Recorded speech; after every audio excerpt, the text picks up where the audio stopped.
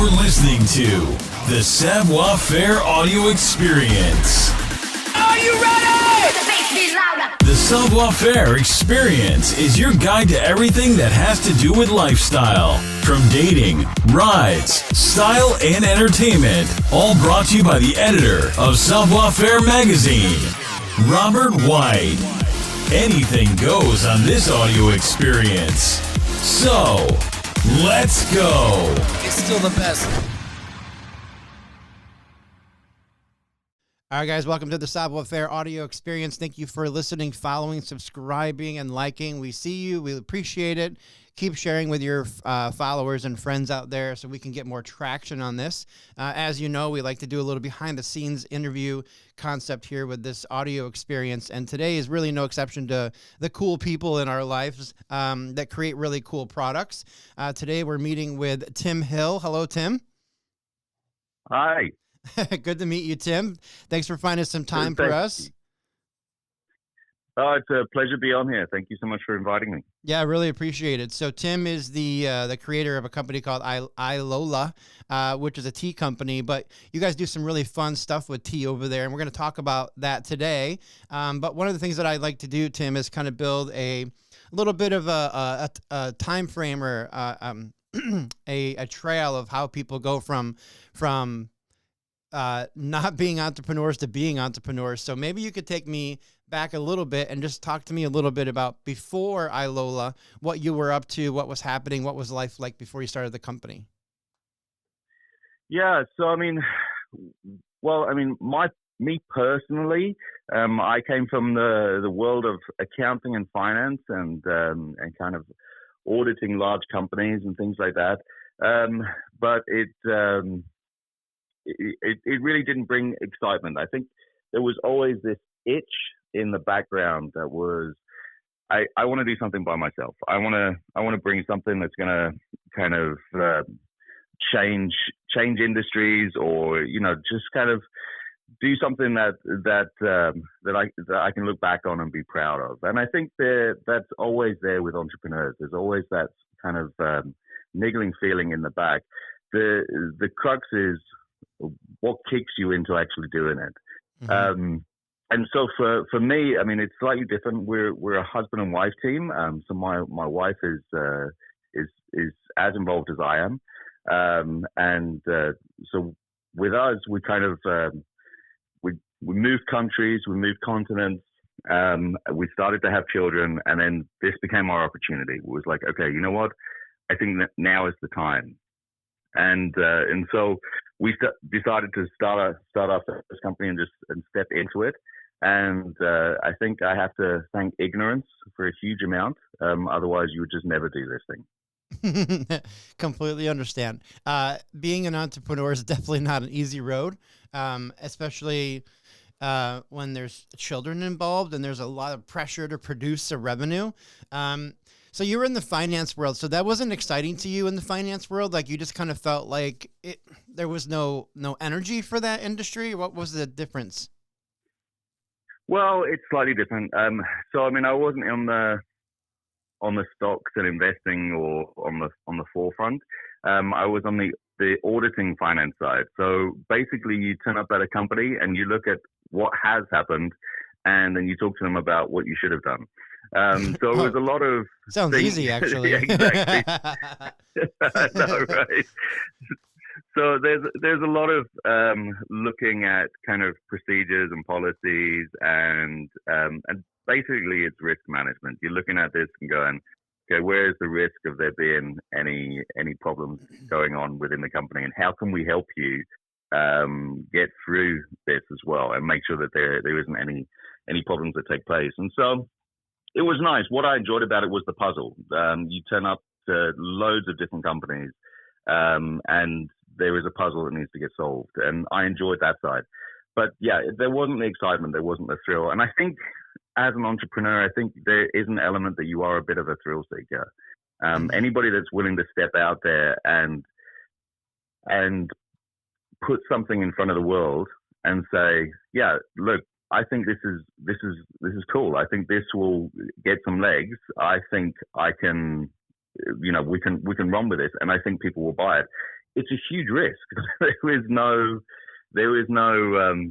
there's no fallback on this. If you turn up and you've created something that nobody wants, or you just can't find a way that is unique enough compared to anything else that's out there, you're going to fall on your face.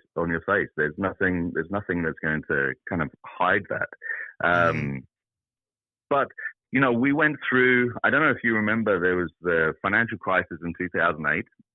I remember a little bit and of that. Was a big, There was huge uncertainty around that, and it was a great time to make a decision. Very similar to COVID, where there was this point, and if you were working for someone, there wasn't really that same assurance that you would still have this job.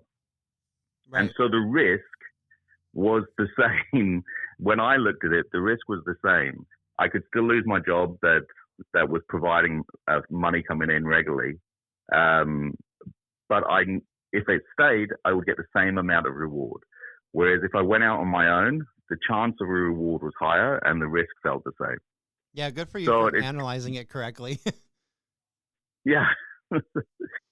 So, and I think that's kind of what kind of creates a lot of entrepreneurs, is that background of, I want to create something, but also, is the reward going to be the same as the risk, or is it going to be worth it, right? And for a lot of people it is, and probably the hardest bit is not that first year. Mm-hmm. It's definitely that second, third, and fourth year. That's probably the hardest part of any entrepreneur in business. Yeah, I would agree with you. I think year one for me was exciting. I was really driven. I wanted to grow. I wanted to put stuff into perspective. There was a lot of nothing can hold me back. I think there's a lot of motivation in year one, at least in my world. And then year 2, 3, 4, you're starting to talk about logistical stuff, little things that are starting. Okay, we have to change some stuff. We have to prevent this from happening. We have to start kind of analyzing things a lot deeper. And then I'm in 13, 14 years now. And so now it's even beyond that, where now it's like, okay, now there's people involved, other people involved, there's employees and things that are kind of happening. And so now you're trying to figure out, okay, I knew how to take care of myself, but now I have all these other mouths to feed. So things get a little bit more advanced in that regard, on top of, being a family guy like you are as well. So, well, very cool, man. What was the switch for tea? Were you just kind of like, hey, there must be a better way to do tea? Yeah. So, when we first started our venture, we started with tea. So we, family turned up and we wanted to spend more time with our kids, which, you think wouldn't make sense being an entrepreneur, but actually you get to bring your kids into a whole load of situations that if it wasn't your company, no one would ever allow you to do. So, and which is fantastic exposure for them. So teaching them in terms of how the world works and how training them to be business owners or business leaders as well, right? Yep. Whether they decide to do that or not is up to them, but it was a great opportunity for us. And so we started off with tea, and then it was my wife, actually. She just had this nagging thought kind of around tea. We had a whole load of customers that would come in, and we were selling loose leaf tea at the time, and they were like, I love the idea of loose leaf tea. I get, the flavors are better. I get it's better quality than tea bags, but I just find it cumbersome. It's a bit of a headache, like in terms of how much tea do I put in, and I don't want to mess it up. And if someone comes over, what if I ruin it? And there's this experience that's been destroyed, which is interesting. You talk to people that drink loose leaf tea regularly, they don't think about it. They don't think that there is actually this problem that's out there. But this was the problem that's been presented to us: is that they wanted to move away from tea bags, but couldn't figure out how. And my wife had this aha moment on how to hold these loose leaf teas together into what we now sell, which is this tea disc, is what we call it. And so that's this loose leaf tea held together with probiotics. And we've been working on this for the last 6 years now, on prototypes and then patents and then trademarks. And it was a whole other realm for us to be involved with that we hadn't been involved in before. But there is an opportunity, and there's very few opportunities within industries where you can start to change how people are doing things. And so it's not like we've created the motor car here, but in this industry there has been very little innovation. So we started off with tea that was, picked from the plants and put into a hot water. And then we had, different flavors of tea that's been brought. There was the tea bag that was invented 120 years ago, which completely changed how people drank tea. And now we've created this tea disc, which I'm hoping will also change how we drink tea and how we perceive it as well. So, yeah, which is very cool. So the disc is just regular tea, the flavoring, whatever it is, and then it's put together in your. I don't know if we can talk about it. It's a top secret thing, right? How you make these things. Well, yeah, I mean, there is an element of trade secrets, but there's also patents out in there as well. So there's an element of protection there. And so what we use is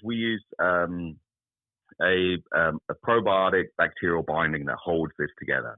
And so so first of all it's naturally made, it's naturally grown. So we grow it. It takes 30 days to actually grow this binding. And so we grow it, and then we infuse it with the tea leaves.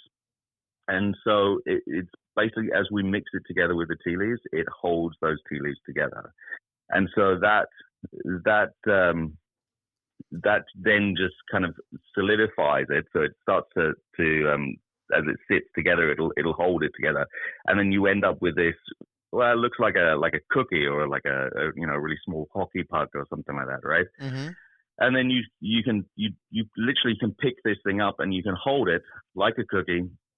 And then you drop it into your infuser, into your teapot, or into our tea machine that's just about to be launched. And then it will all open up into loose leaf tea. So you get all the health benefits of loose leaf tea. So those antioxidants, there's a huge amount of other health benefits that you're going to get from other herbs that's in there as well.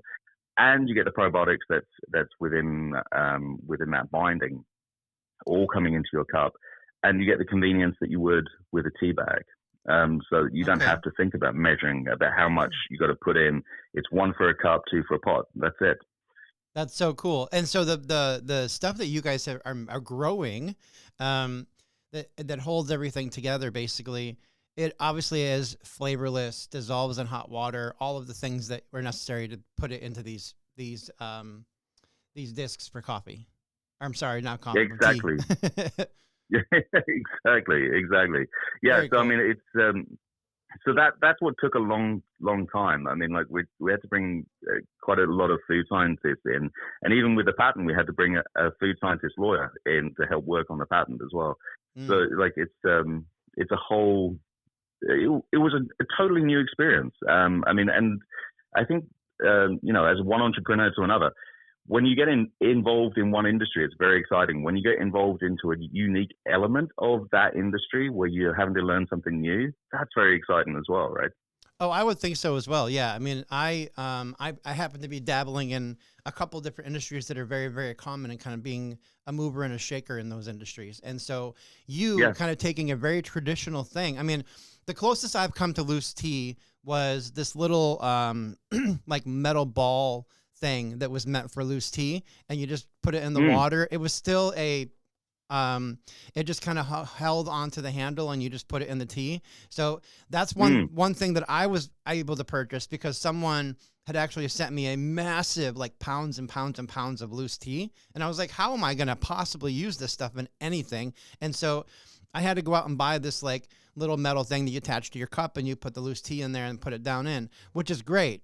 How do you guys resolve I guess the machine we're going to talk about here in a little bit makes a lot more sense for this, but just putting the whole disc in a cup of water, the loose leaves and all that kind of stuff that come from tea. How does that, do you guys have a product that keeps it at the bottom or something? No.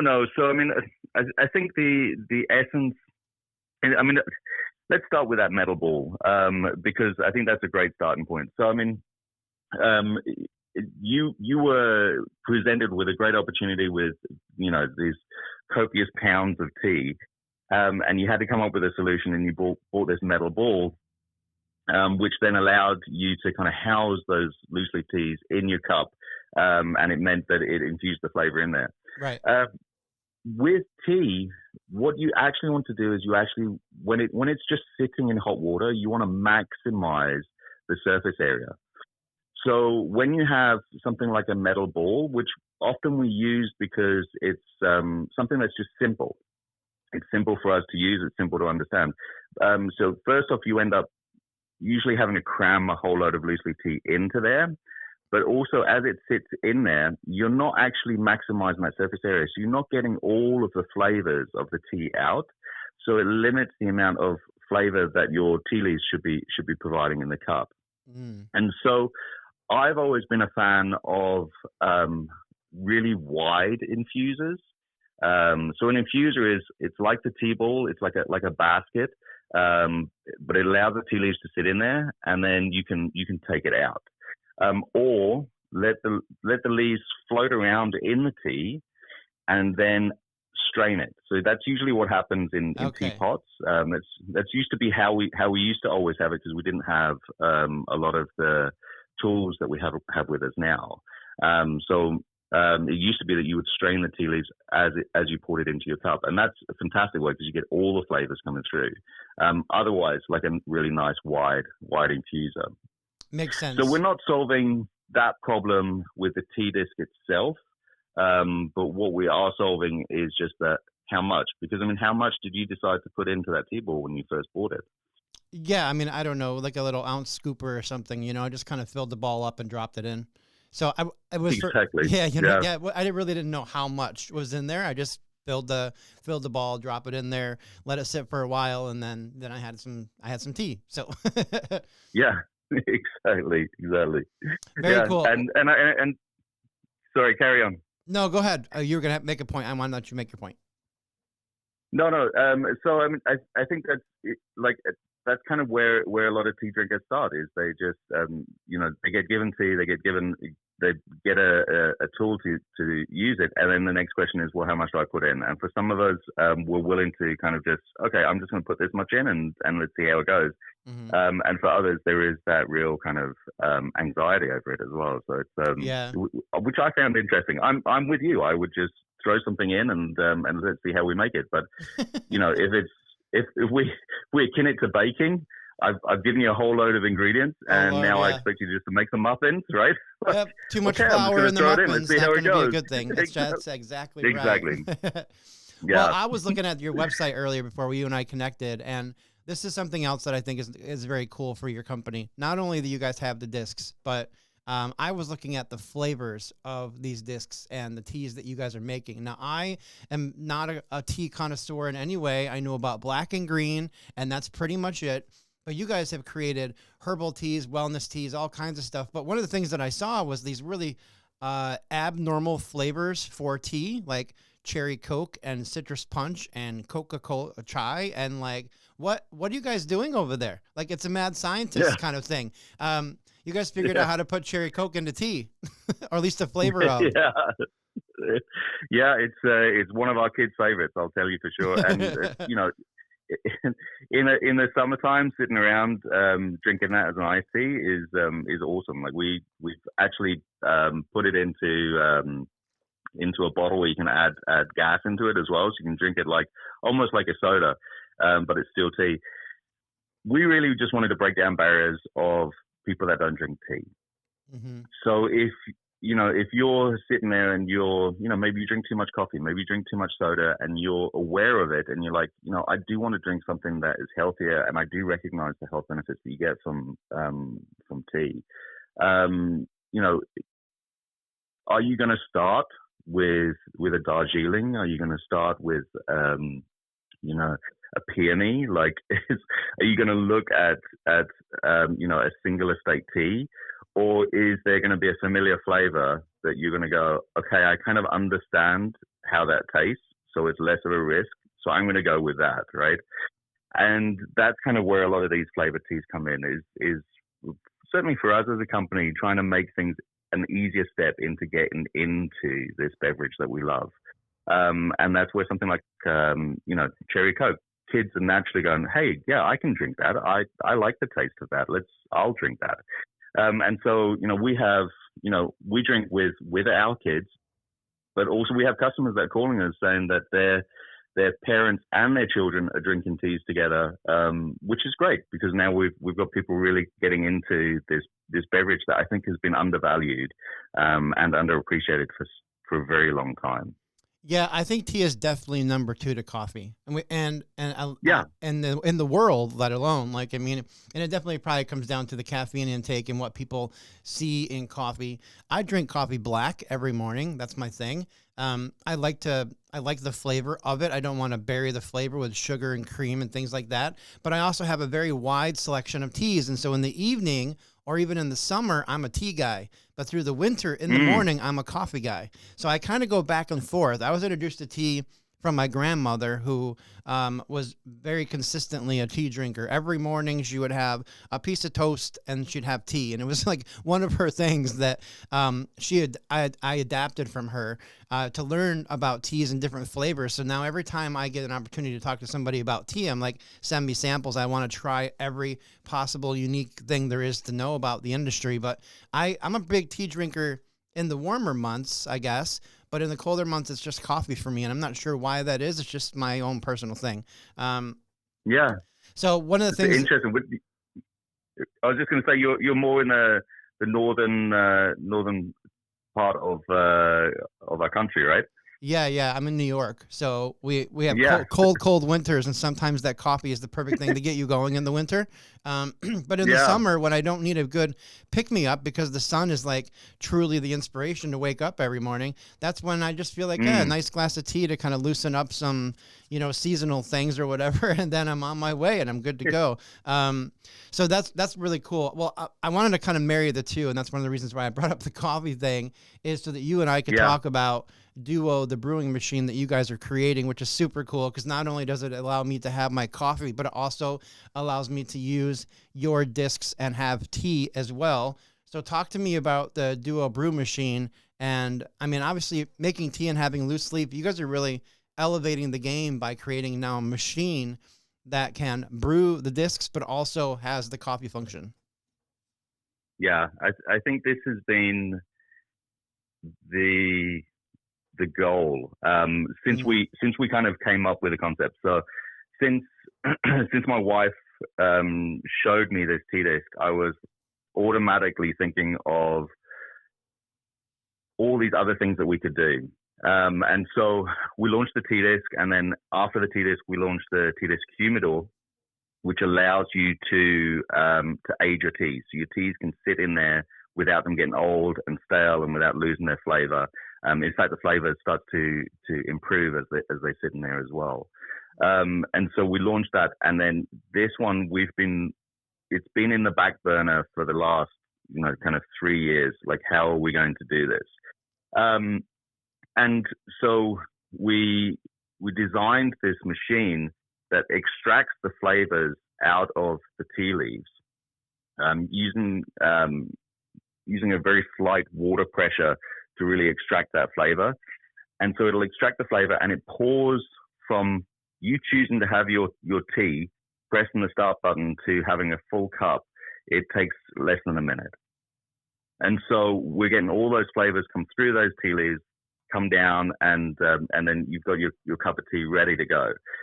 And so it just means that if you're just rushing out the door, but you want a cup of tea, you don't have to sit and think about boiling the kettle, waiting, and then making it. If you are, processing something, or you're thinking about something, you can press it and it will make it, and then you can just focus on sitting down, right? It allows you to get to unwind quicker. But we are also aware that, just because you drink tea doesn't mean that you don't drink coffee. There's nothing to stop you having your cup of coffee in the morning, your nice espresso, and then move towards your tea afterwards. And so we wanted to incorporate that into the machine as well. And so we designed it so that you can actually brew an espresso pod. So you can have an espresso with that full creamer, full taste in this machine, or you can have a tea. So you get to choose. Cool.